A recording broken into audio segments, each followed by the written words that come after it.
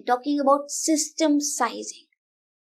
Properly deploying your business intelligence application. It involves more than punching some numbers into the calculator and installing the right number of servers. This is what is system sizing. Properly deploying the business application.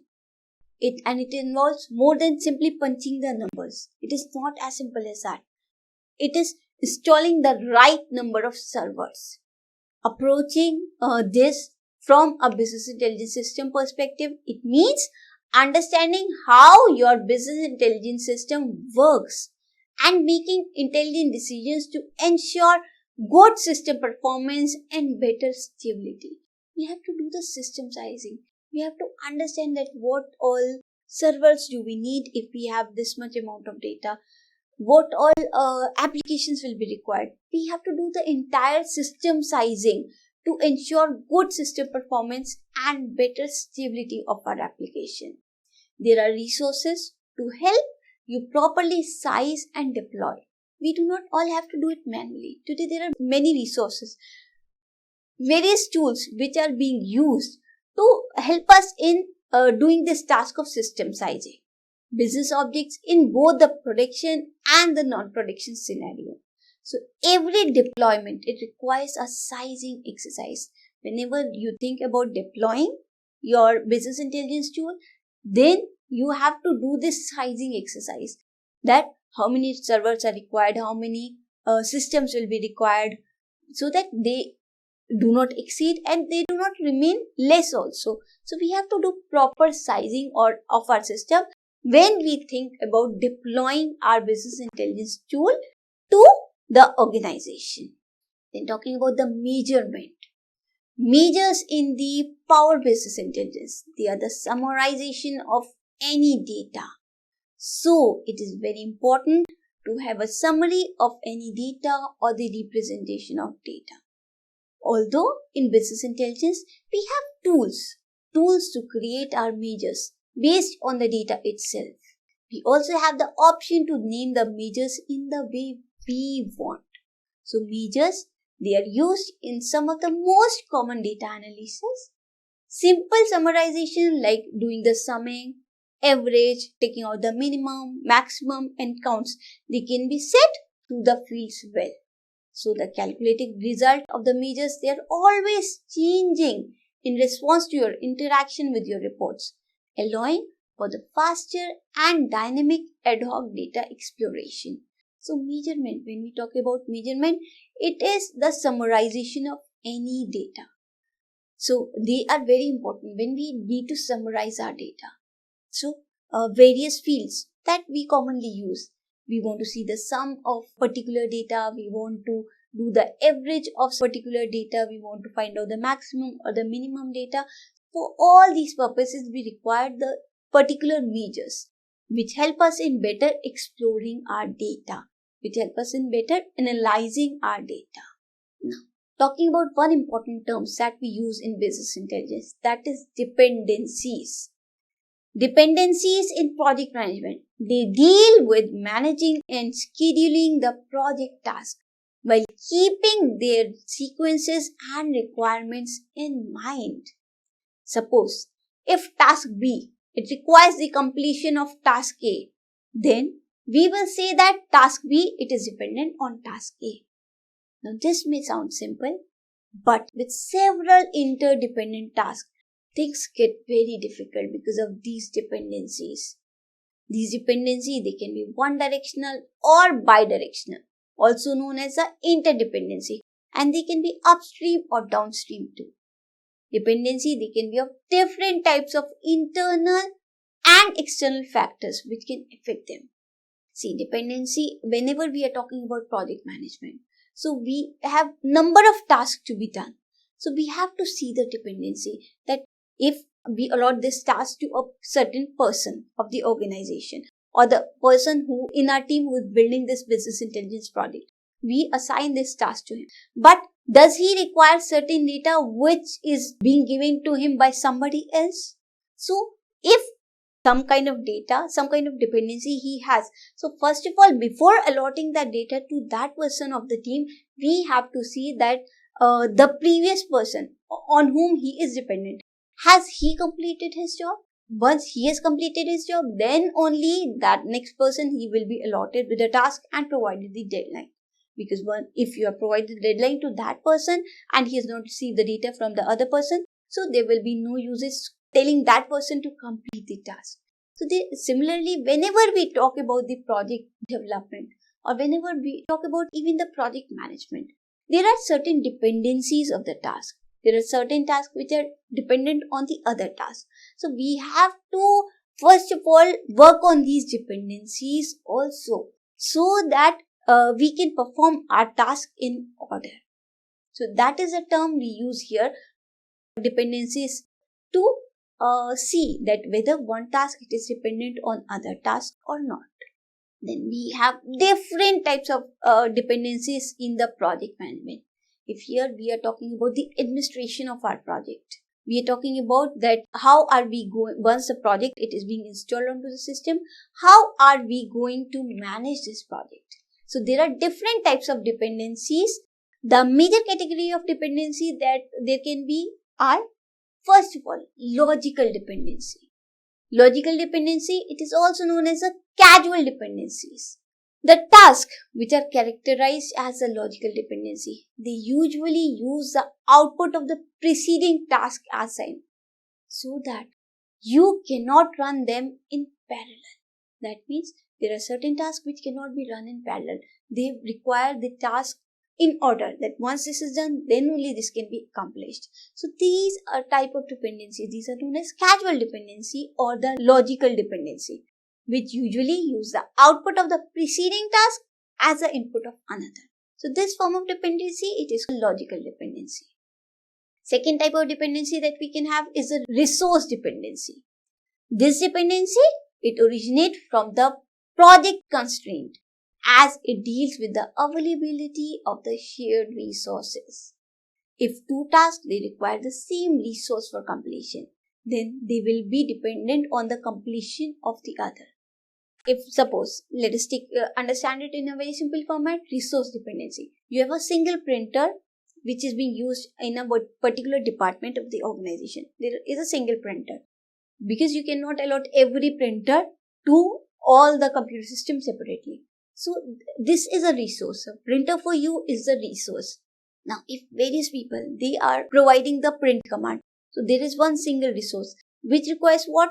The completion of one printout of one system, then only it can take the printout of another system. So when we are talking about the shared resources, so there we have these resource dependency, where one thing can be accomplished only once the other is being completed. If the other is already running and you have given the print command, your task will not be done. It will be done only after that task is finished.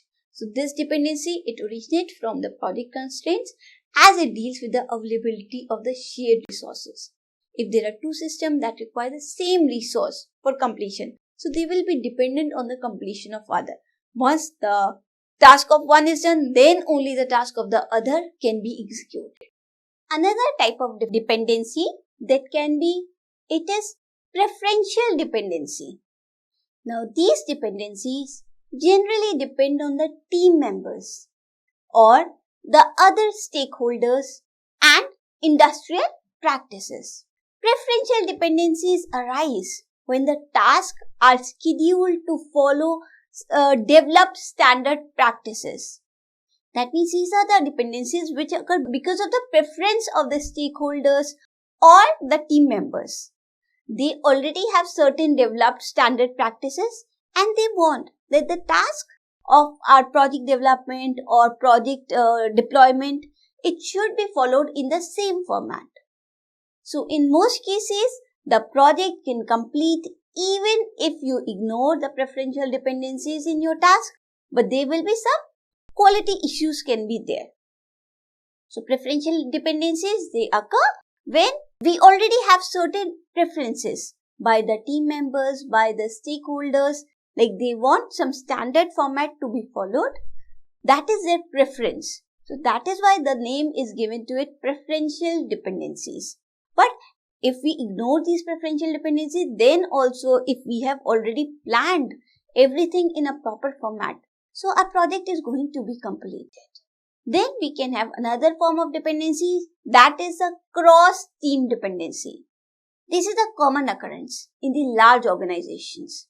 Sometimes multiple teams, they work on a single complex project and they rely on each other to complete the project on time.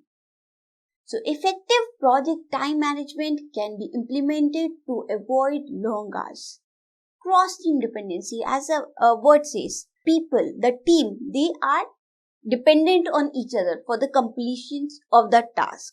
Like if we think about the designing of our project, so there are various steps to be done. We have to finalize the physical design, we have to finalize the logical design, we have to do the dimensional modeling, various things would be there. And these designing, these all phases, they cannot be done independently of each other. For the designing of physical, logical implementation is also required. So that is how the cross-team dependency arises. Because for the completion of the task, the team members, they all depend on the work of other team members too. So because of that, the cross-team dependency, they arise in our projects. Then another type of dependency that we can have is a external dependency. No matter how much you plan, there are things bound to go out of your control. Some tasks, they are dependent on the outside factors, and the project manager, they cannot do anything to influence their project process. So to deal with these dependencies, it is recommended to have a backup plan. Now there can be external dependencies. Suppose we require for our project, we require a particular tool which we are outsourcing. We are taking from somebody else, some other developer. So we are in a way externally dependent on them. So once they can provide the tool, then only we can go forward with our project. So external dependencies or some other dependencies where whatever we require, the things we require for our project, they are dependent on other people, other external people who are not the part of our organization, but we are taking something from them, they are delivering us something. So that is why we get to form these external dependencies.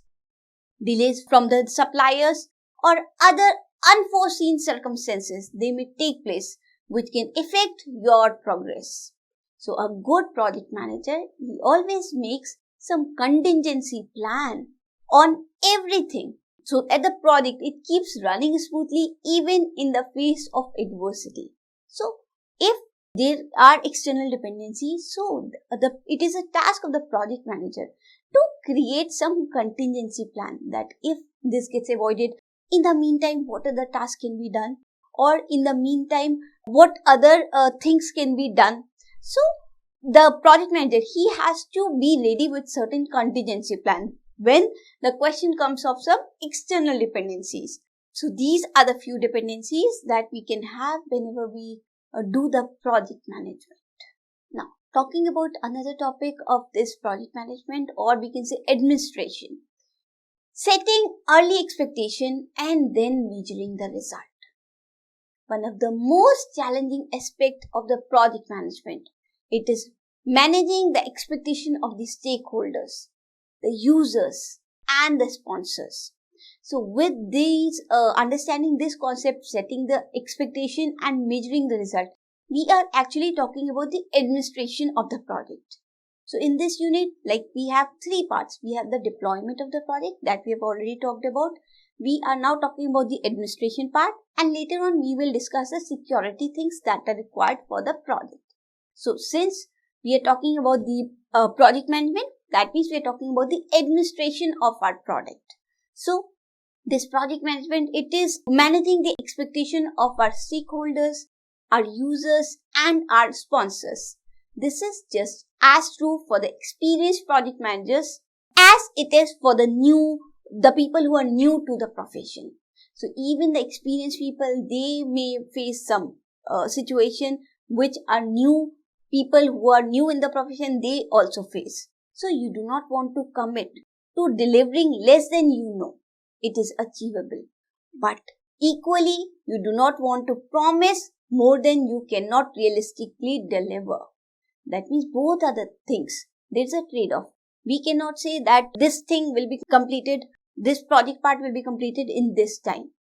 We have to be realistic that if we are committing such a thing, that we should be able to do such a task. We should give realistic deadlines to people. It should not also be so that we give some extended deadline, so that end up wasting a lot of time. So you have to think of it in a proper way, that in actual how much time would be required to manage this thing or to complete this thing.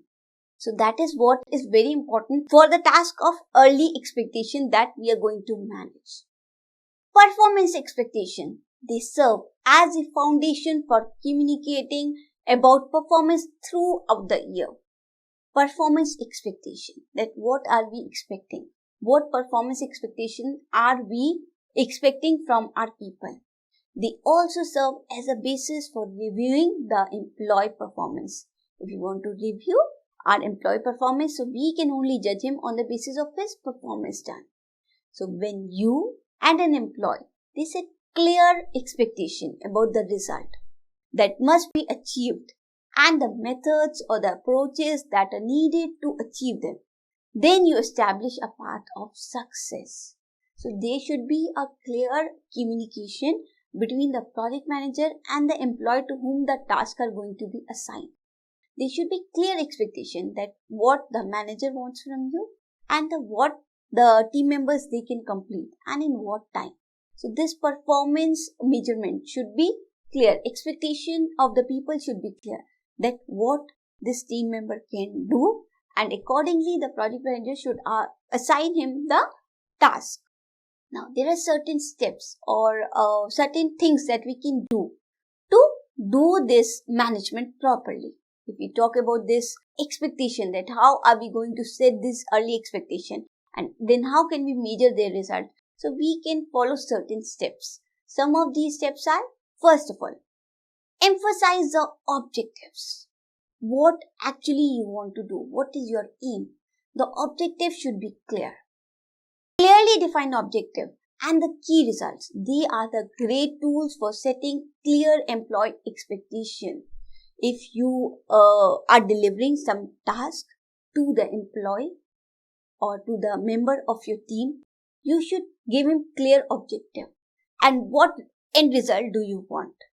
The objective should be clear to him, that what he is supposed to do, and the key result, that what at the end you want from him. So clearly defining these two things, objective and the key result, they are the greatest tool for setting the employee expectation. By setting quarterly objective or the goals with your employees and then writing actionable key result, that will allow the employee to achieve those objectives. You should quarterly visit what they have done, but they should be within a few span of time. Not that you have assigned a job to a person and you've given him 1 month's time, suppose, to complete this task. Not that he should come to you at the end of the month only. This is task I have done and these things are left. No, within that time, within this 1 month time, after 5 days, after 10 days, after 15 days, you can ask him to submit his reports, that till now what all parts have we achieved. So that is one way you can measure his performance. That is he reaching the correct path. So that is how we need to do.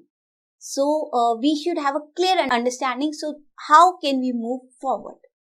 Tierney, he said, this eliminates the need for micromanagement and allows the employee to have autonomy over their own responsibility. If you have defined them the clear objective, now it will be their responsibility to deliver you the correct result. If you have given them the objective and you have defined them what result do you want, clearly define these two things, then the responsibility, they will think of themselves that I am responsible for delivering such a result. It is not enough to simply define an objective.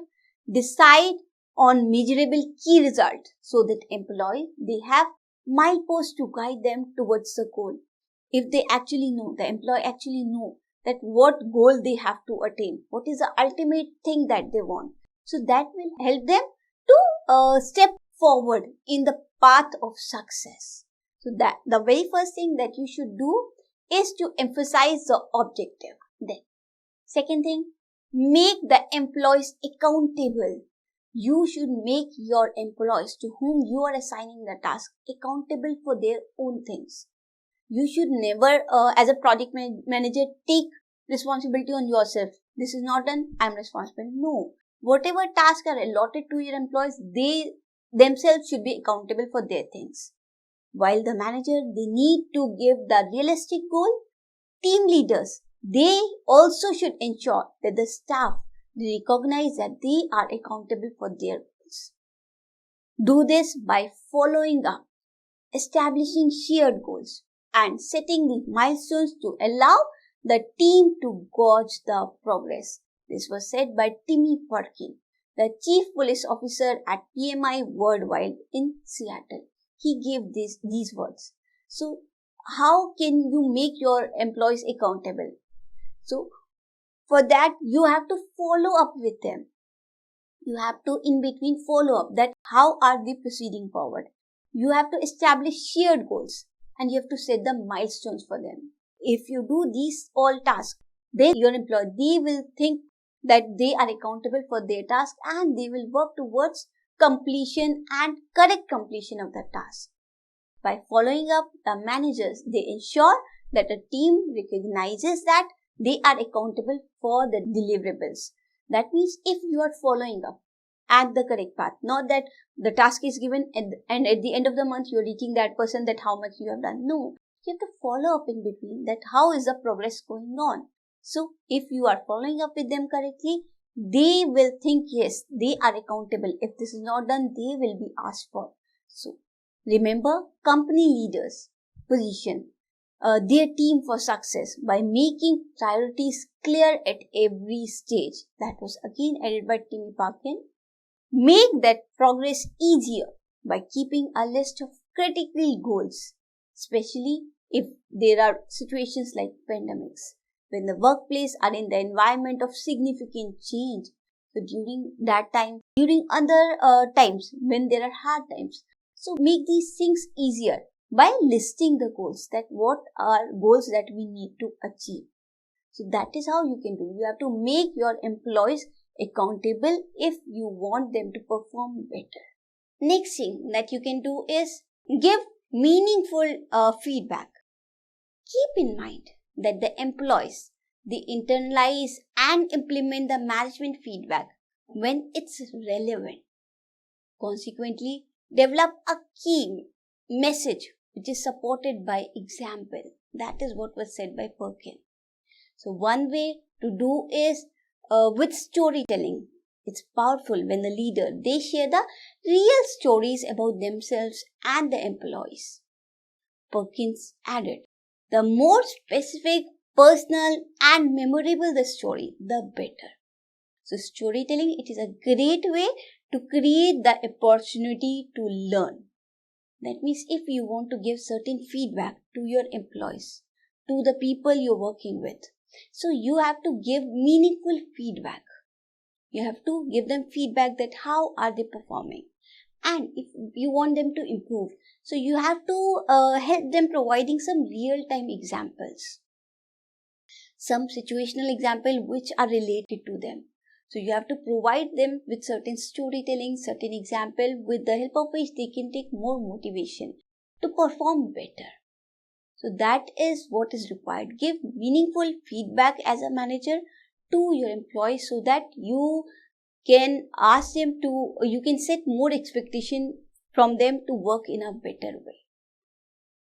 Then the next thing that you can do is set the expectations early. Jeff Smith, who was director of the Best Self Academy, a software company in San Francisco, he advised to set the expectation with employee from the first day on the job. That means whenever you either hire a new person or a new team members from another department, he comes to your team, on the very first day of the job, you provide them whatever expectation you have from them. You provide them with their job role. So that should be the first thing. Set the expectation early.